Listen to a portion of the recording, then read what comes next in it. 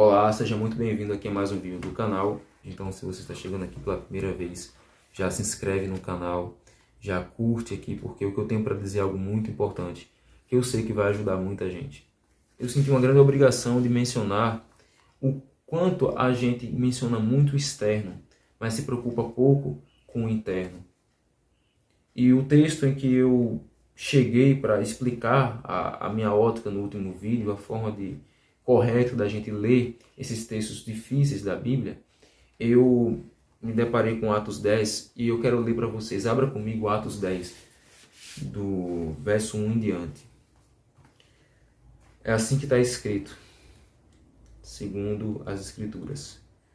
E havia em Cesareia um homem por nome Cornélio, centurião da corte chamada Italiana, piedoso, temente a Deus, como toda a sua casa, o qual fazia muitas esmolas ao povo e de contínuo orava a Deus. Cornélio era um homem romano. Cornélio ele tinha costumes diferentes do povo judeu de sua época. E a expressão aqui para piedoso e temente a Deus é usada para homens que não são do povo de Israel, mas que na época de Jesus eles eram homens que simpatizavam com essa doutrina e guardavam os mandamentos do Senhor. Eram homens que tinham dentro de si o entendimento de que a salvação ele se estendia apenas a um povo, apenas a uma raça, e que Deus não faz distinção de pessoas. E o texto continua dizendo: Este, quase à hora nona do dia, viu claramente numa visão um anjo de Deus que se dirigia para ele e lhe dizia: Cornélio, o qual, fixando os olhos nele, muito atemorizado, disse-lhe: Que é, Senhor? E o anjo lhe disse: As tuas orações e as tuas esmolas têm subido para a memória diante de Deus. Deus tem se lembrado das tuas esmolas. Deus tem se lembrado daquilo que você fez, pensando no outro assim como você pensa em você mesmo. Nisso você pensou também em mim. Nisso você praticou o que eu sempre tenho ensinado ao meu povo. Então, eu me lembrei de você. E o texto continua dizendo: Agora, pois, envia homens a Jope, uma cidade portuária muito importante naquela época em Israel, e manda chamar Simão, que tem por sobrenome Pedro, um dos apóstolos de Cristo. Este está hospedado com um certo Simão curtidor, um homem que trabalhava possivelmente com couro, que tem a sua casa junto ao mar. Ele te dirá o que deves fazer. Verso 7. E retirando-se o anjo que falava com Cornélio, chamou 2 de seus criados e um piedoso soldado, dos que estavam a seu serviço. E havendo-lhes contado tudo, os enviou a Jope. E no dia seguinte, indo eles seu caminho, e estando já perto da cidade, subiu Pedro ao terraço para orar, quase à hora sexta do dia. E tendo fome, Pedro quis comer. E enquanto lhe preparavam, sobreveio um arrebatamento de sentidos. Enquanto as pessoas preparavam a refeição para Pedro, ou ele deveria já estar comendo, segundo algumas versões. A palavra aqui para arrebatamento de sentidos, no grego, dá um sentido muito mais amplo do que somente eu ser apanhado por um sentimento que faz com que meus sentidos sejam perdidos, de forma que eu não sinta mais meu corpo, e agora minha mente seja dominada por um evento muito maior do que a minha consciência, do que a minha capacidade de pensar. Simplesmente a palavra grega que se refere a um êxtase fora do normal, uma forma em que Deus tem de se comunicar com os seus servos para dizer a sua vontade de forma agradável. E viu o céu aberto, no verso 11, que descia a ele um vaso, como se fosse um grande lençol, atado pelas 4 pontas, de cima para baixo, no qual havia de todos os animais, quadrúpedes e feras, e répteis da terra e aves do céu, alimentos impuros para os judeus daquela época. Pedro era um judeu, então ele conservava esses costumes de não comer esses alimentos, esses animais, a carne, desses animais que foram vistos por ele no lençol que Deus fez cair de cima para baixo. Lembrando que isso é uma visão. Isso não aconteceu literalmente. É uma forma de Deus revelar para ele uma mensagem em que só Pedro iria entender mais adiante. Vamos mais adiante ao texto. E no verso 13 fala assim, que lhe foi-lhe dirigida uma voz: levanta-te, Pedro, mata e come. Mas Pedro disse, de modo nenhum, Senhor, porque nunca comi coisa alguma comum ou imunda. Nada na minha boca entrou que fosse abominável aos teus olhos, ele quis dizer. Verso 15, e a segunda vez lhe disse a voz, não faças tu comum, não tendes como impuro aquilo que eu exaltei. Assim diz o Senhor. E aconteceu isto por 3 vezes, e o vaso tornou a recolher-se do céu.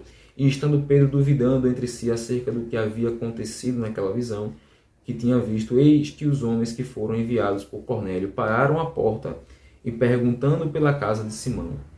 Chamando, perguntaram-se ao Simão, que tinha por sobrenome Pedro, perguntando se ele morava ali. E pensando Pedro naquela visão, disse-lhe o Espírito, eis que 3 homens te buscam. Levanta-te, pois, desce e vai com eles, não duvidando, porque eu os enviei. Para Pedro não julgar, para Pedro não duvidar das suas convicções. E Pedro, obedientemente, se dispôs a ir com eles. O verso 24, adiantando um pouco o texto, diz assim, que no dia imediato chegaram a Cesareia, e Cornélio os estava esperando, tendo já convidado seus parentes e amigos mais íntimos. Cornélio fez uma grande festa, fez um grande banquete esperando com que Pedro viesse com os mensageiros e os servos que foram enviados para Pedro. E Pedro ele obedece a Deus.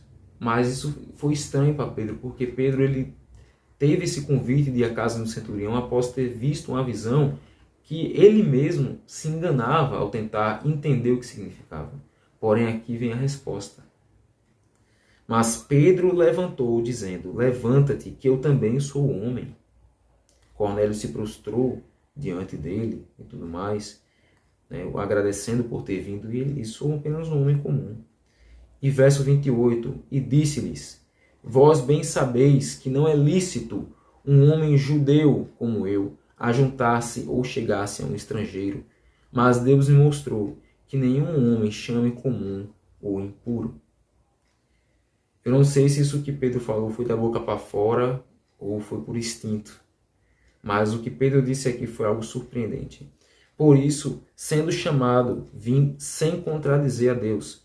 Pergunto, pois, por que razão mandaste chamar-me? E disse Cornélio, há 4 dias estava eu em jejum até esta hora, orando em minha casa a hora 9. E eis que diante de mim se apresentou um homem com vestes resplandecentes. E verso 34, adiantando um pouco o texto, abrindo Pedro a boca, disse, reconheço por verdade que Deus não faz distinção, discriminação ou acepção de pessoas, mas que lhe é agradável aquele que em qualquer nação o teme e faz o que é justo. Após Pedro dizer essas coisas, Pedro fala tudo aquilo em que Deus põe na boca dele. Os versos 35 até o 42 e 43, Pedro lhe fala das experiências que ele teve com Cristo, que Jesus ressuscitou no 3º dia, e Cornélio estava ali para ouvir Pedro falar aquilo que Deus tinha para a vida dele, pois ele precisava de um avivamento, ele precisava conhecer Deus como um amigo, ele precisava ter Deus mais de perto, com a compreensão que só um apóstolo de Deus tinha naqueles dias. E Cornélio ele via a necessidade de estar com a sua família naquele dia grandioso, pois seria aquele dia em que Deus seria revelado para ele. Mas Pedro não esperava em que o Jesus que ele tanto conviveu fosse agora ele entender que de fato o que Jesus falou não foram palavras somente para os judeus. O evangelho não foi somente para os judeus, mas para o mundo inteiro. Você entende isso quando você vê o verso 44 ao 47, que diz assim: E dizendo Pedro ainda estas palavras, caiu o Espírito Santo sobre todos os que ouviam a palavra de Deus, e os fiéis que eram da circuncisão. Todos quanto tinham vindo com Pedro maravilharam-se de que o dom do Espírito Santo se derramasse também sobre os gentios, porque os ouviam falar línguas e magnificar a Deus. Eles estavam abençoando uns aos outros com palavras, com gestos que somente quem tem o Espírito Santo é que vai entender. Verso 47, respondeu então Pedro, pode alguém porventura recusar a água para os que não sejam batizados? Estes que também receberam, como nós, o Espírito Santo? E mandou que fossem batizados em nome do Senhor. Então rogaram-lhe que ficasse com eles alguns dias. Bom, embora o texto aqui seja ainda complicado de entender sobre alguns aspectos, Pedro, ele aqui, quando vê essa manifestação do Espírito Santo na casa de um gentio, de Cornélio, agora Pedro, ele agora é uma nova criatura. Pedro saiu da casa de Cornélio mais abençoado do que ele, do que o próprio Cornélio, aliás. Cornélio ele quis ser abençoado, mas Cornélio não percebeu que a bênção estava entrando na casa dele, e Pedro sairia de lá mais abençoado ainda por ter entendido que, na verdade, Deus ele não faz acepção de pessoas. Para você ver que nós, seres humanos, somos seres que não temos nenhum direito de merecer a misericórdia de Deus. Porque nós julgamos, nós criticamos. Quantas vezes a gente olha uma pessoa pela aparência? O livro de Tiago vai fazer essa crítica. Quantas vezes a gente olha para alguém e diz que essas pessoas não são como nós, sendo que nós somos, às vezes, até piores do que elas. Cornélio estava contrito do que ele acreditava e sabia tanto quanto Pedro que o evangelho também era para ele, pois um anjo visitou a sua casa, um mensageiro de Deus, direto das cortes celestiais, tinha visitado. Dessa forma, Pedro ele nega batizar Cornélio. Você vê que não é Pedro que batiza Cornélio, que é o ato do arrependimento sobre as águas, que é um ato simbólico de eu abandonar meus maus costumes e agora estar de volta. Mas, na verdade, quem devia ser batizado aqui era mais Pedro do que ele, porque Pedro julgou no coração. E aqui a resposta lá vem à tona da visão que anteriormente ele tinha tido, de que errado não é o que entra, mas sim o que sai da boca do homem. Não é o que está dentro de mim que é ruim, porque dentro de mim habita o Espírito imortal, uma pequena fração da divindade de Deus em mim. Por isso que Deus ele nos chama de filhos adotados por Jesus Cristo, porque só por Jesus Cristo a gente pode entender que somos filhos dele, mas não merecedores.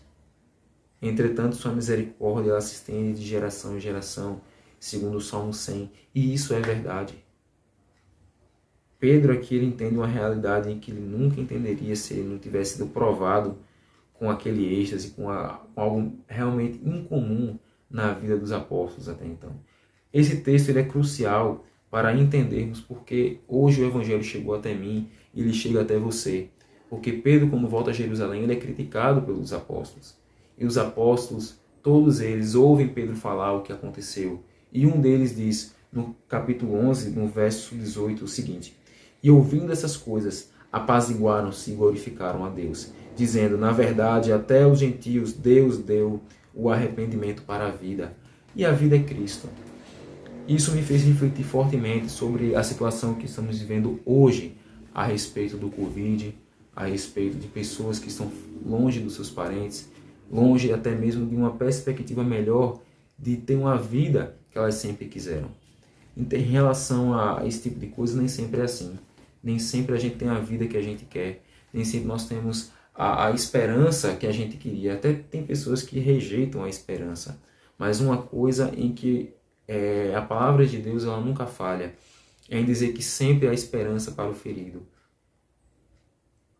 Assim como o sol, ele no dia permanece claro e de noite ele fica escuro, mas no outro dia o sol volta a aquecer a terra, ele volta a mostrar os seus raios novamente.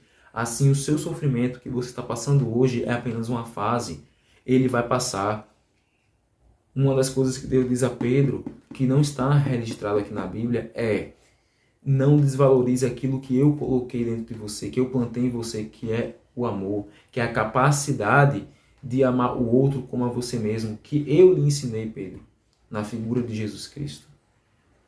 Pedro, aquilo, então a ficha cai na hora de que ele sozinho não é nada. Nós não somos nada sem Deus.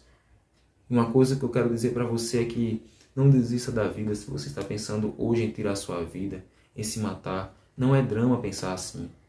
Mas tente fechar seus olhos e tente fechar todo o seu entendimento para aquilo que você acha que sabe, ou que você realmente tem aquilo como sua fonte de verdade, e tente experimentar algo novo, tente experimentar aquilo em que seus olhos não podem ver. Exupéry não estava brincando quando ele escreveu O Pequeno Príncipe e disse nas seguintes frases: somente com o coração, ou seja, com a alma, nós podemos ver o essencial, que é invisível aos olhos.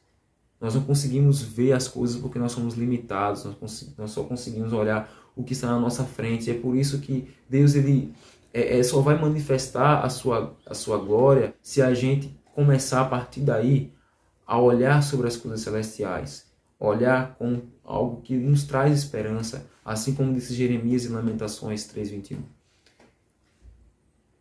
Deus não quer te deixar só, mas você mesmo é que abandona as coisas de Deus. Nós é que saímos de perto de Deus e não Deus que sai de perto da gente. Mas eu quero dizer para você que está passando por essas situações difíceis, esteja contrito que com Deus você não está sozinho, que as coisas vão melhorar. As coisas não são como a gente quer, mas sempre há uma forma de nós aprendermos com essas coisas, de que a gente sem Deus não é nada. Você hoje está numa situação que você está mal por causa de de dois, de três, por conta de terceiros que não tem nada a ver com a tua vida. Sua vida é você quem cuida. Elas não pagam suas contas. São pessoas que você não deve nada a elas, sabe? E a gente não deve nada às pessoas que querem, sobretudo, o nosso mal. A gente não deve dar satisfação, porque nossa vida, quem cuida é Deus. Ninguém mais vai te conhecer tanto quanto você mesmo.